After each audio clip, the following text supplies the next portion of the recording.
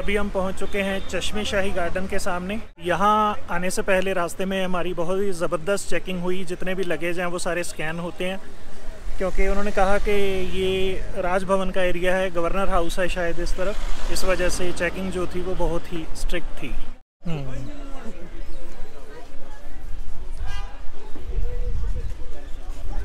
सो ये a little market in front of चश्मे शाही।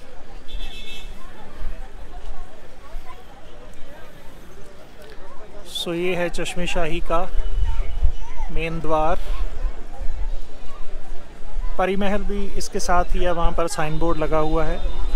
सो पहले जाएंगे चश्मे शाही में।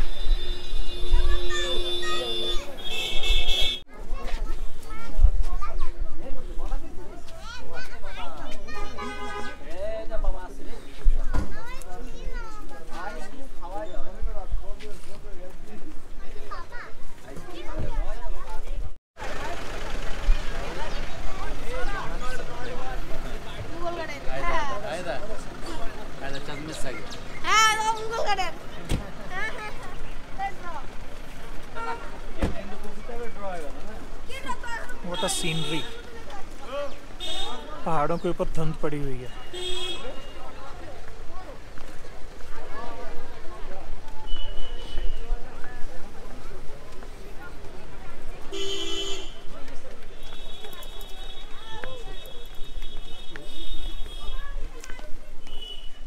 सो इन ट्रीज के पीछे डल लेक भी नजर आ रही है।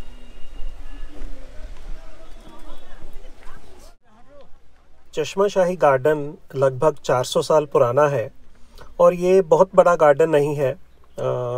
लगभग 1 एकड़ के रकबे में फैला हुआ है ये गार्डन, और इसकी लंबाई जो है वो 108 मीटर है और चौड़ाई 38 यानी 38 मीटर्स है।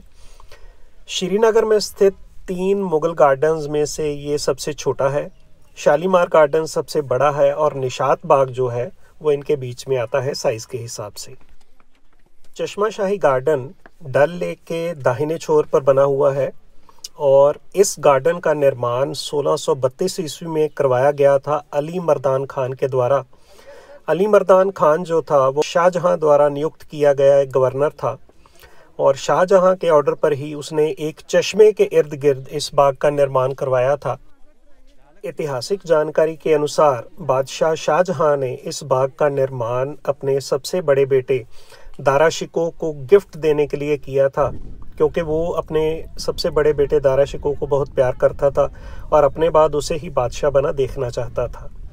ये जो गार्डन है वो ज़बरवान रेंज में बना हुआ है, यानी ये जो आप पहाड़ी श्रृंखला पीछे देख रहे हैं इसको ज़बरवान कहते हैं।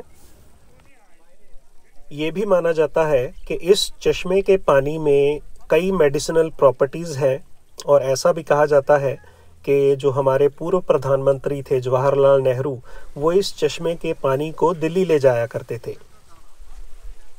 चश्मा शाही गार्डन मार्च से लेकर नवंबर तक टूरिस्ट के लिए खुला रहता है, लेकिन बेस्ट टाइम जो है इस गार्डन को विज़िट करने का वो है अप्रैल से अक्टूबर तक। अगर आप इस गार्डन के आसपास कहीं स्टे करना चाहते हैं तो यहाँ पर बोर्डिंग एंड लॉजिंग की ऑप्शंस भी आपको बहुत सारी मिल जाएंगी।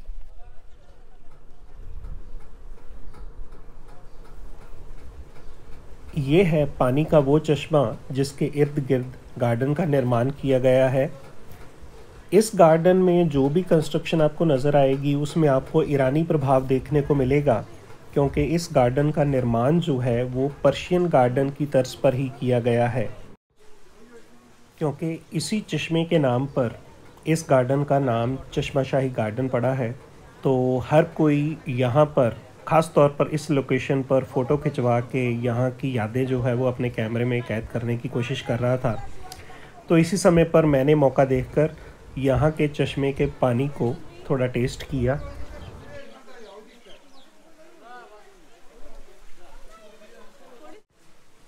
चश्मे के पानी का स्वाद चखने के बाद अभी मैं इस लोकेशन को वॉच कर ही रहा था कि एकदम से कई सारी मक्खियों ने मुझ पर अटैक कर दिया। एक ने मेरे नाक पे डंक मारा, एक ने मेरी गर्दन पे और एक ने मेरे बाजू पे डंक मारा। तो मैंने तो वहाँ से फिर भाग निकलने में ही अपनी भलाई समझी, इसलिए मैं जल्दी से इस लोकेशन से बाहर निकल गया।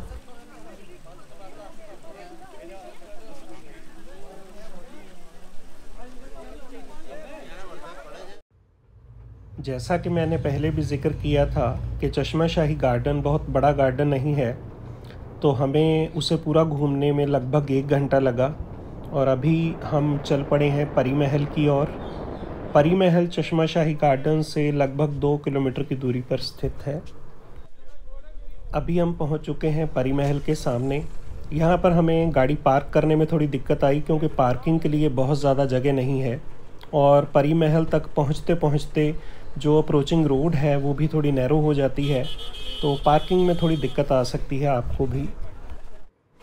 मुगल गार्डन्स तथा परी महल में एंट्री टिकट लगती है और सभी जगह टिकट की प्राइस एक ही है, यानी 24 रुपये पर पर्सन। टिकट लेने के बाद अभी हम बढ़ रहे हैं परी महल के प्रवेश द्वार की ओर और बारिश भी शुरू हो चुकी है, तो देखते हैं कि ये बारिश नज़ारे को और भी हसीन बनाती है या हमारे घूमने का मज़ा किरकिरा करती है।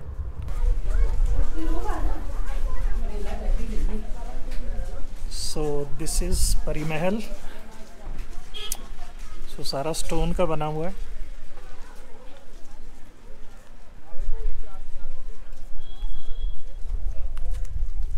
सो ये इसकी बाउंड्री चेक करें, लोहे की सलाखें, तीखे तीखे लोहे के पीसीस।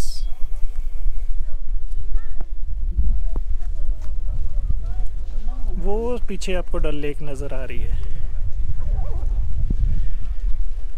एक साइड पे पहाड़ है, एक साइड पे लेक है और वो पीछे सिटी है।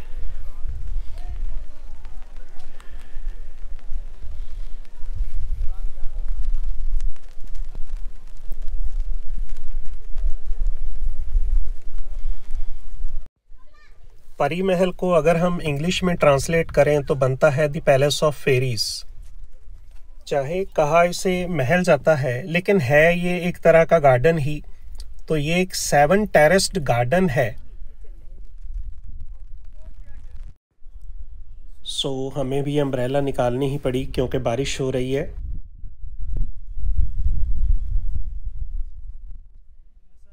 लेकिन ऐसा है कि बारिश बहुत ज़्यादा तेज़ नहीं है, तो भीगने का भी मज़ा आ रहा है। So we are enjoying this much of rain.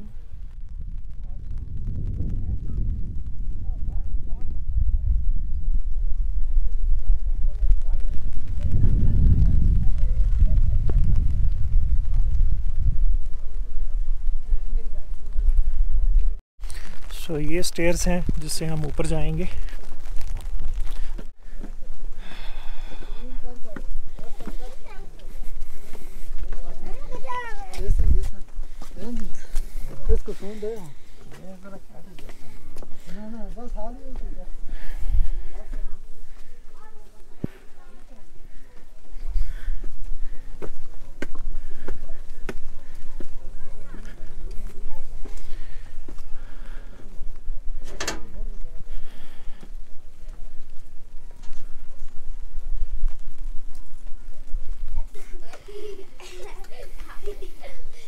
परी महल से श्रीनगर शहर और डल लेक के दक्षिण पश्चिम भाग को देखा जा सकता है। परी महल ज़बरवान माउंटेन रेंज के टॉप पे स्थित है और ये महल जो है वो इस्लामिक आर्किटेक्चर की भी एक उदाहरण है और इसका निर्माण भी मुग़ल बादशाह शाहजहां के राज्यकाल में ही किया गया था। कहा जाता है कि ये गार्डन जो है 1650 में खोला गया था और इसे एक ऑब्जर्वेटरी के रूप में प्रयोग किया जाता था, जहां पर एस्ट्रोलॉजी और एस्ट्रोनॉमी दोनों की शिक्षा दी जाती थी। ये भी माना जाता है कि परी महल को उस समय टॉप सीक्रेट इंटेरोगेशन सेंटर के रूप में भी प्रयोग किया जाता था। अभी हम जा रहे हैं 7 टेरेस्ड परी महल के टॉप फ्लोर की ओर। देखते हैं कि टॉप फ्लोर से श्रीनगर का नज़ारा कैसा नज़र आता है।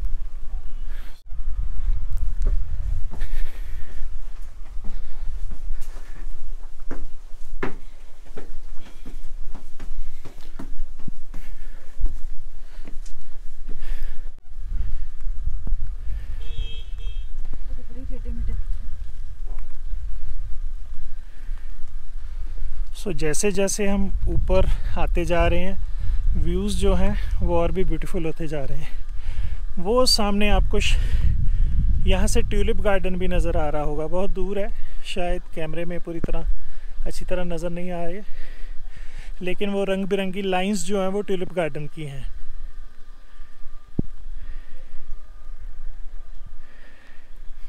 ट्यूलिप गार्डन से ये जो ऐसा लग रहा था पता नहीं कहाँ है पहाड़, तो हम उन्हीं पहाड़ों के नज़दीक आ गए हैं। परी महल उन्हीं पहाड़ों के नज़दीक है। सांस चढ़ गई है ऊपर आते आते।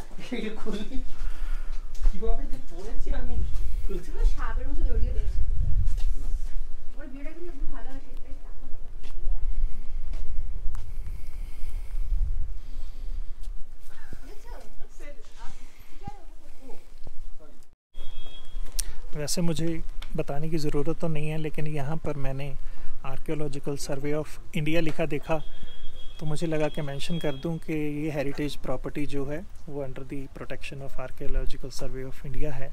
और ये बड़ा एक नीट एंड क्लीन इन्होंने ड्रिंकिंग वाटर का जो प्लेस है वो क्रिएट किया हुआ है। सो अभी ये कुछ नीचे भी है, अपर फ्लोर्स तो हम देख आए हैं, अब हम लोअर फ्लोर पे जा रहे हैं। Let's see what's in their.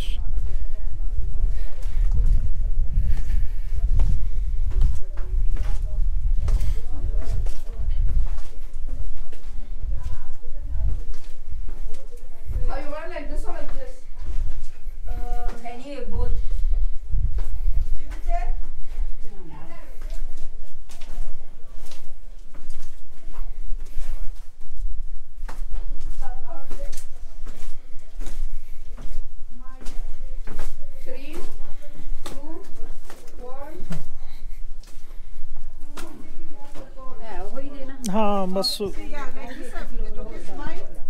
Lower floor ही है। सो ऐसा कुछ नहीं था कि कुछ अंदर इंटीरियर है, कुछ बस एक नीचे उतर के एक फ्लोरिंग है। सो गार्डन है छोटा सा, ये एक पोस्ट बनी हुई है। मे बी यहाँ पे राजा महाराजा बैठकर इस व्यू का आनंद लेते हों। डेफिनेटली आनंद लेते होंगे क्योंकि व्यू ही इतना ज़बरदस्त है।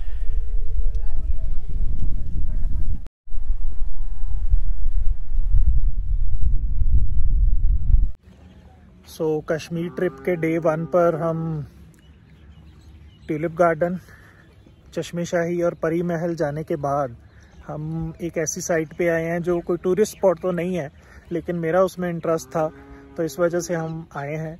तो वो साइट है, वो जो आपको नज़र आ रही है आर्कियोलॉजिकल साइट है, बुर्ज़होम जगह है जहाँ पर ये आर्कियोलॉजिकल साइट है, तो वो हम देखने के लिए आए हैं। सो बहुत खुला गार्डन है यहाँ पे और बहुत सारी शीप जो हैं वो हमें यहाँ नज़र आई हैं।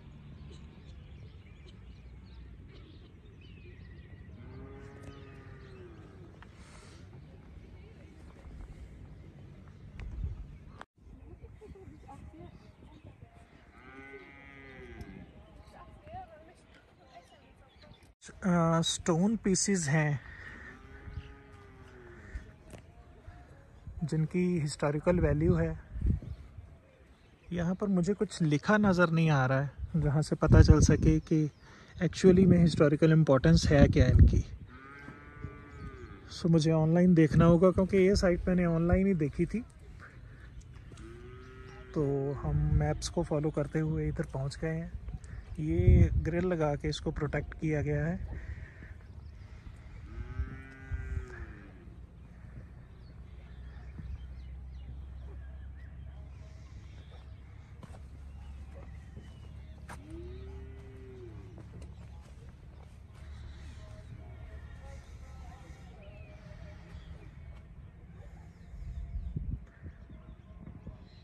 ने कुछ इंफॉर्मेशन आई थिंक बोर्ड्स लगे हुए हैं वहाँ पे प्रोवाइड की गई है। सो नज़दीक जाके देखते हैं क्या इंफॉर्मेशन वहाँ पे प्रोवाइड की गई है। ये भी कुछ कंस्ट्रक्शन है लेकिन समझ नहीं पा रहा हूँ मैं क्या है। यहाँ पर आर्कियोलॉजिकल सर्वे ऑफ इंडिया ने कुछ इंफॉर्मेशन जो है प्रोवाइड की है इस प्रोटेक्टेड मॉन्यूमेंट के बारे में। सो वो जो बोर्ड है वहाँ पर कुछ ऐसा नहीं है, वहाँ पर तो जस्ट इतना लिखा हुआ है कि क्योंकि ये प्रोटेक्टेड मॉन्यूमेंट है तो इसके आसपास 100-200 मीटर के दायरे में अगर कोई कंस्ट्रक्शन वर्क करना है, कोई माइनिंग करनी है तो वो पॉसिबल नहीं है। तो उसके लिए मे बी इस आर्कियोलॉजिकल सर्वे ऑफ इंडिया की परमिशन लेनी पड़ती होगी। तो ये भी साइट जो है हम थोड़ा दूर से हमने देखा तो है कुछ वहाँ पे स्ट्रक्चर, तो मैं नज़दीक जाके देखने की कोशिश करता हूँ कि व्हाट इज़ दैट। सो यहाँ पर जो है वो इंफॉर्मेशन प्रोवाइड की गई है। प्राचीन स्थल बुर्ज़होम, एंशिएंट साइट बुर्ज़होम, 3 लैंग्वेजेस में, उर्दू में भी लिखा हुआ है, 3 लैंग्वेजेस में ये इंफॉर्मेशन जो है प्रोवाइड की गई है। नियोलिथिक पीरियड का मेंशन यहाँ पे किया गया है, नियोलिथिक पीरियड और मेगालिथिक पीरियड। सो हिस्ट्री के जो स्टूडेंट्स हैं जो एंशिएंट हिस्ट्री में इंटरेस्ट रखते हैं उनके लिए ये एक इम्पॉर्टेंट मॉन्यूमेंट है। सो ये है वो साइट, इसको भी ग्रिल लगा के प्रोटेक्शन प्रोवाइड की गई है, इसके हम अंदर नहीं जा सकते हैं।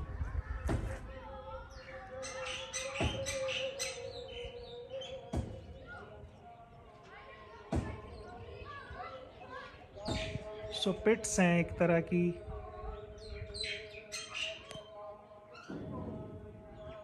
क्योंकि नियोलिथिक और मेगालिथिक पीरियड से इनका संबंध है तो इसलिए इनको प्रोटेक्ट किया गया है ताकि इसको स्टडी किया जा सके। कुछ बच्चे हमें साइकिल चलाते हुए नज़र आए हैं।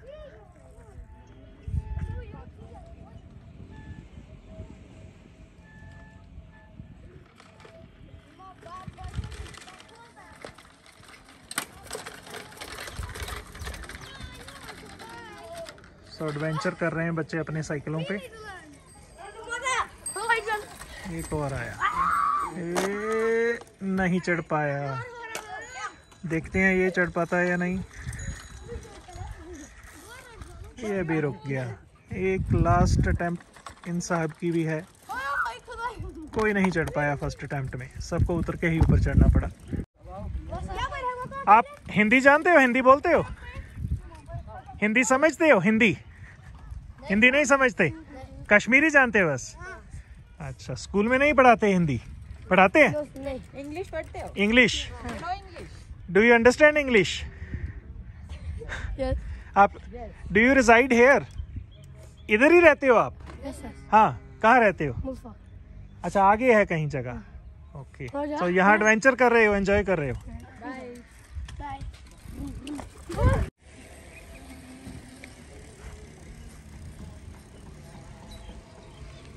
सो ये पास में ही लोकेलिटी है।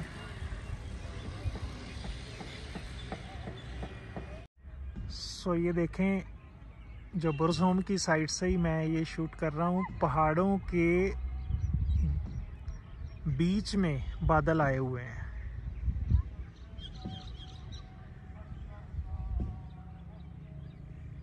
Everything seems divine here. Nature in its pure natural form.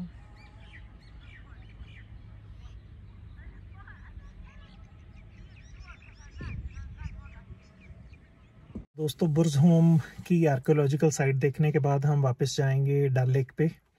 तो जब हम इधर आ रहे थे तो रास्ते में हमने देखा कि हम काफ़ी इंटीरियर में से होके आए हैं, जो कश्मीर की लोकेलिटीज़, श्रीनगर की लोकेलिटीज़ हैं उसमें से गुजर के आए हैं। तो मैं उसके कुछ सीन जो है आपको ज़रूर दिखाऊंगा।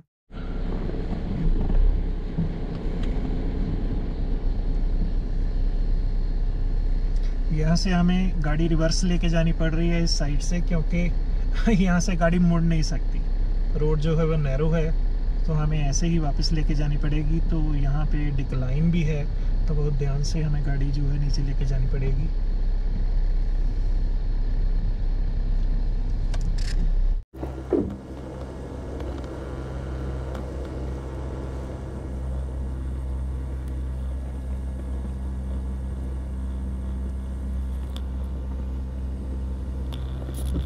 तो अभी हम फाइनली गाड़ी को ठीक ठाक नीचे ले आए हैं।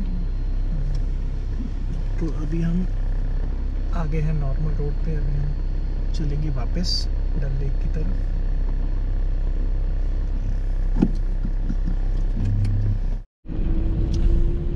सो we are moving through a locality of Srinagar. बरसों की साइड से हम वापस जा रहे हैं। सो यहाँ पर ये कोई टूरिस्ट एरिया नहीं है, लोगों के घर हैं, लोगों की दुकानें हैं। जो श्रीनगर के रेजिडेंट्स हैं उनका एरिया है ये।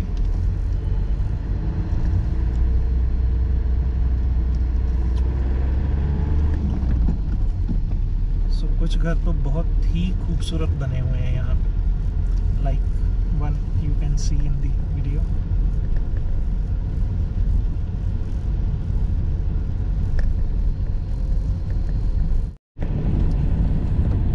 This is the outskirts of Srinagar, जहाँ पर सरसों के खेत हैं, ओपन एरिया है। यहाँ ज़्यादा क्राउड नहीं है, रश नहीं है, रोड पे भी ज़्यादा ट्रैफिक नहीं है।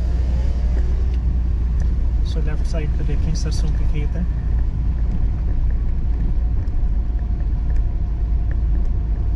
पीले रंग की चादर बिछी हुई है खेतों में।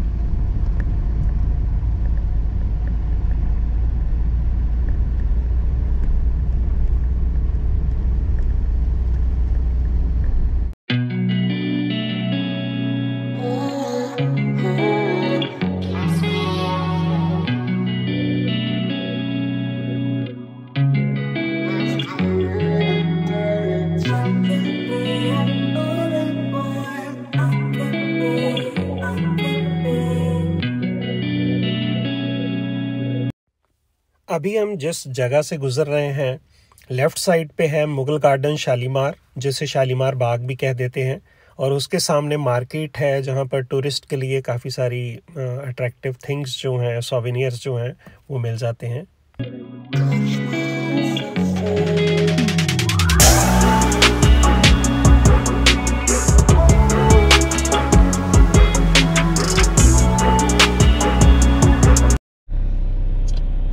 सो अभी हम पहुंचने वाले हैं बॉलीवार्ड रोड पे। बॉलीवार्ड रोड वो रोड है जो डल लेक के साथ साथ घूमती है। तो क्योंकि उस रोड पे पहुंचने वाले हैं तो वहाँ पर शायद ट्रैफिक मर्ज हो रहा है, इस वजह से थोड़ा सा जाम लगा हुआ है यहाँ पे।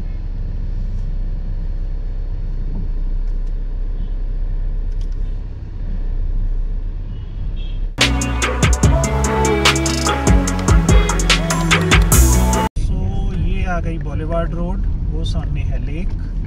और अब हम किसी रोड पे रहेंगे जब तक हम अपने डेस्टिनेशन पे नहीं पहुंच जाते, यानी कि वहाँ उस घाट पे जहाँ से हम अपने हाउस बोट में जाएंगे। अभी हम गुजर रहे हैं मुगल गार्डन निशात यानी निशात बाग के सामने से। अभी गार्डन बंद होने का ऑलमोस्ट टाइम हो चुका है, और वैसे भी हमने सारा दिन गार्डन्स ही घूमे हैं, तो हमने शालीमार बाग और निशात बाग को अपनी पेंडिंग बकेट लिस्ट में डाल दिया है।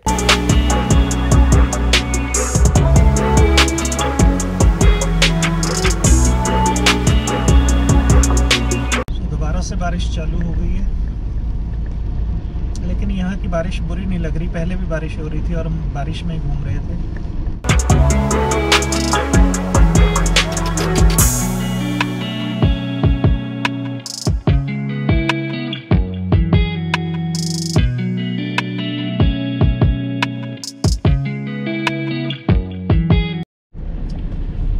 सो दोस्तों, हम पहुँच चुके हैं अपने डेस्टिनेशन पे। हाउस बोट पे जाने के लिए हमें डल लेक को क्रॉस करना पड़ेगा और गाड़ी हमें पार्क करनी पड़ेगी बॉलीवार्ड रोड पे ही। यहाँ पर है पार्किंग, पब्लिक पार्किंग है। रात को भी हमने इधर ही पार्क की थी, तो अभी भी हम उसी पार्किंग में पार्क करेंगे। सो ये लेफ़्ट साइड पे हमारी पार्किंग है, जहाँ पर उम्मीद विमेंस हाट का बोर्ड लगा हुआ है। और हाट खुल भी गई है, सुबह शॉप्स बंद थी, अभी ओपन है। तो ये जो पार्किंग है, यहाँ पर आपको मिनिमम 2 घंटे के लिए चार्ज देना पड़ता है। 2 घंटे का चार्ज है 50 रुपये। उससे ज़्यादा अगर आप पार्क करते हैं तो फिर 10 रुपये प्रति घंटा के हिसाब से ये चार्ज करते हैं। अगर 24 घंटे के लिए पार्क की तो आपको 270 रुपीज़ पे करने होंगे।